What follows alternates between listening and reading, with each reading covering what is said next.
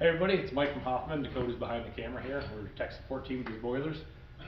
Doing 2 videos right now on this used machine. You're this one with one. Got a lot of miles on it. Customer sent it in here for repair, and just the repairs were too expensive, so we ended up selling the new one. But we're going to use it to show you a couple maintenance tasks. We just did a video on changing out the low water reset. Next, we're going to do one on changing out the thermostat. Okay, 2 of the harder things to do on these machines. But still, we can do them in under 15 minutes. So for tools, you'll need. Once you have the door off, that's just a Phillips head screw. You need a 3/8 nut driver. Okay, that takes the bolt off the element here where the terminal connects. Needing those pliers is handy. A pair of channel lock pliers is handy too. You'll need this tiny little. This is an Allen drive. This is actually a 70 series 70. Okay, I don't know what size it actually corresponds to, but we'll use that over here to take the screw out of the thermostat. And I have a couple different size flathead screwdrivers and a kind of small Phillips head screwdriver. Okay, we're not going to use all these tools this job, but I like to have them handy. The other things you probably want is a pair of side cutters. This machine, we already cut the zip ties off in our previous video, so we're not going to do it this time.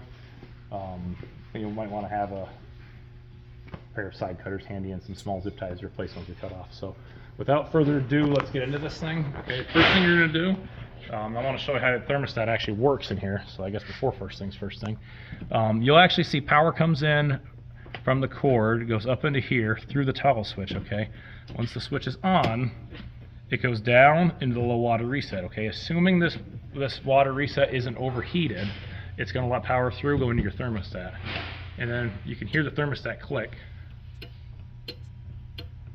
When that thermostat is engaged and it's on, it's heating, it lets power through it, out, down into your heating element, okay? And through the heating element, back out the cord, okay? That's basically the flow of electricity through this machine.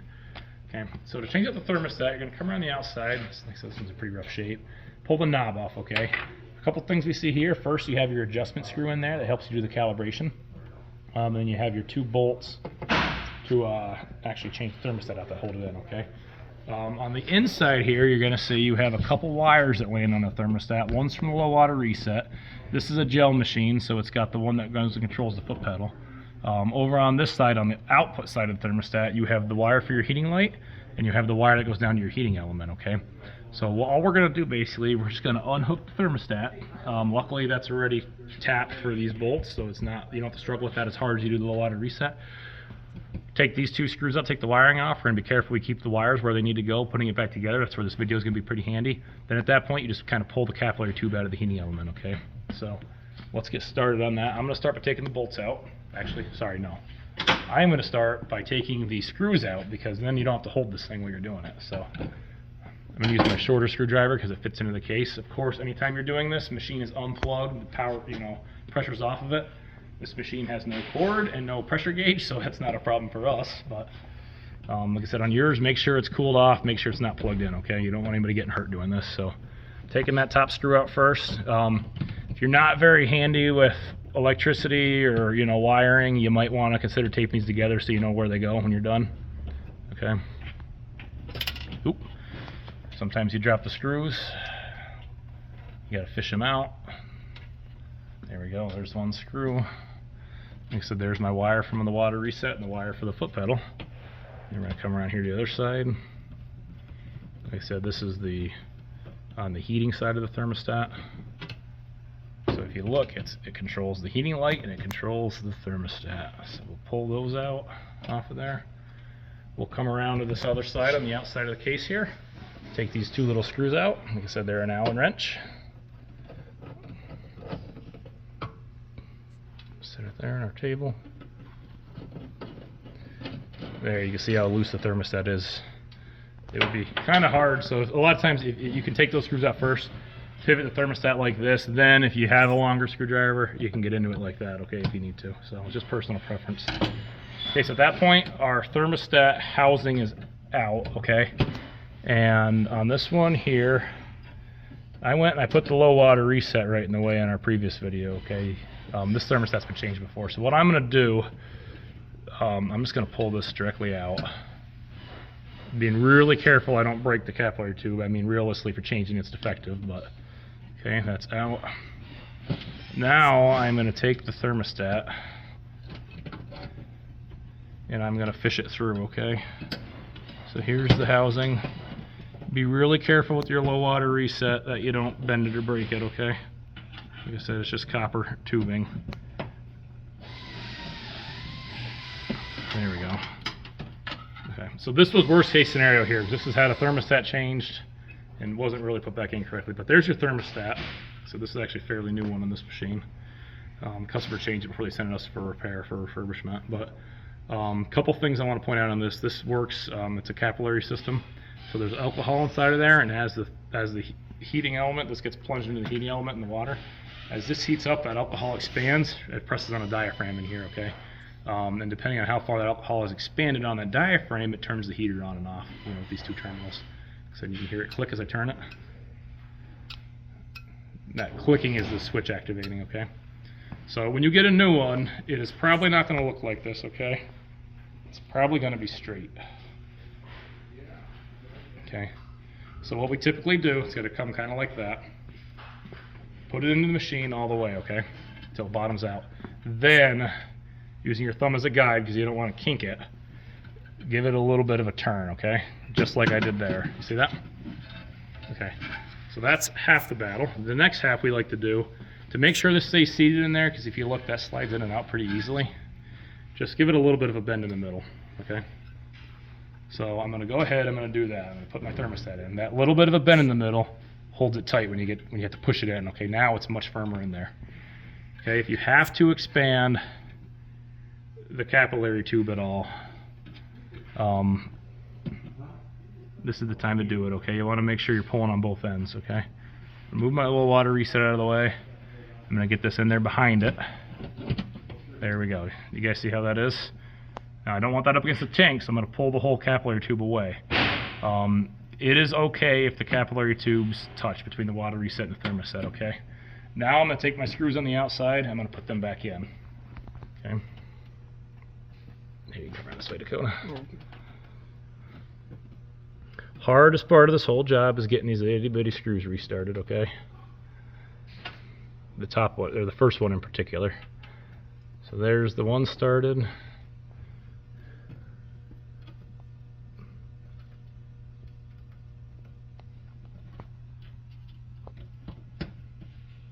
There's the bottom one. Oop.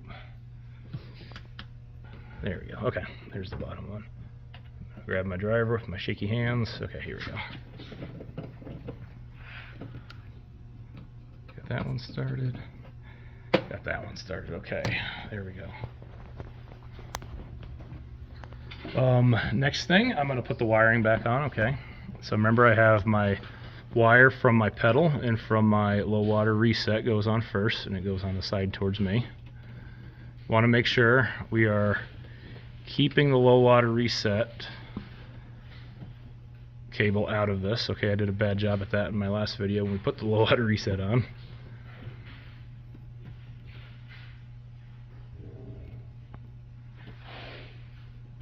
Oop. Oop, this screw just fell out. Okay, so here's what I'm going to do. I'm going to bring this out here. Notice the flat side of the terminals is going towards the machine, right? It's going towards the thermostat. I'm going to go ahead and put that on like this. Hold it with my finger. Bring my screwdriver around. And there we go. Okay. There's the one. And the same thing on the other side. Now on the other side, it's the light from my heating lamp. And it's the light from my heat that goes down to the element, okay? Same exact deal there. The side that's flat against the terminal is going to go towards the thermostat terminal, okay?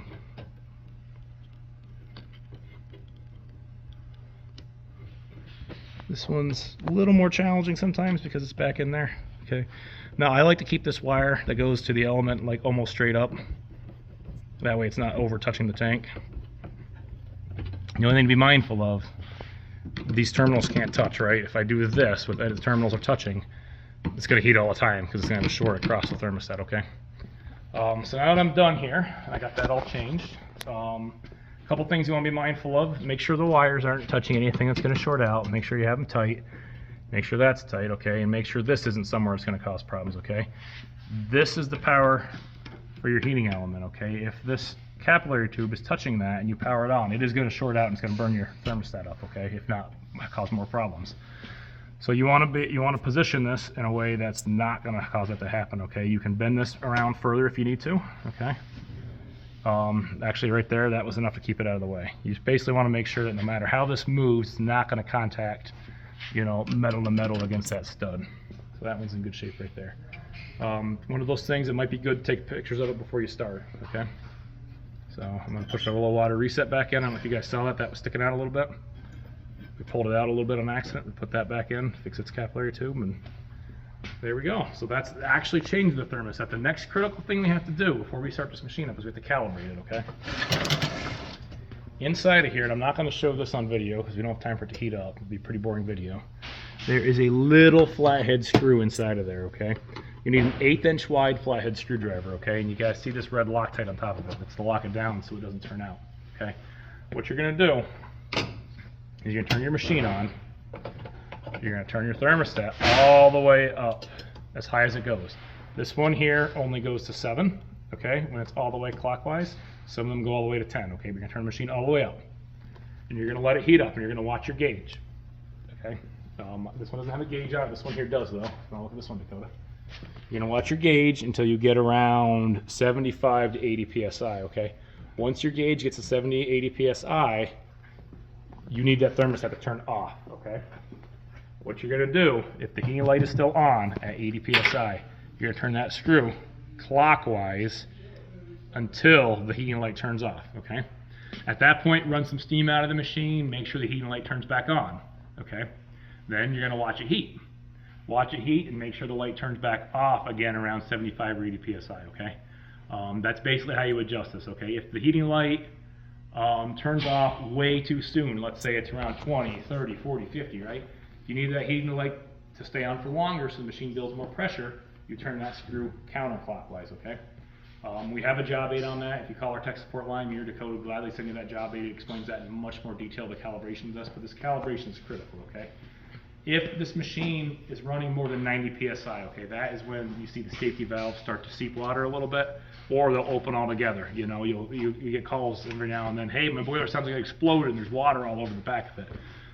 9 times out of 10, that is because the thermostat's not calibrated correctly, okay? Sometimes it's a defective safety valve, but usually it's because of the thermostat calibration, okay? Like I said, if you have any questions on that, please, you know, call our tech support line, talk to me and Dakota, we'll help you figure that out, okay? Once you get that all set up, and when turned all the way up, the machine is reliably heating to 75 or 80 psi, you just go ahead and put your knob back on. And at that point, well actually at this point, hopefully you put the door back on, but at that point, you have successfully changed out your thermostat on your Hoffman 2-gallon steamer.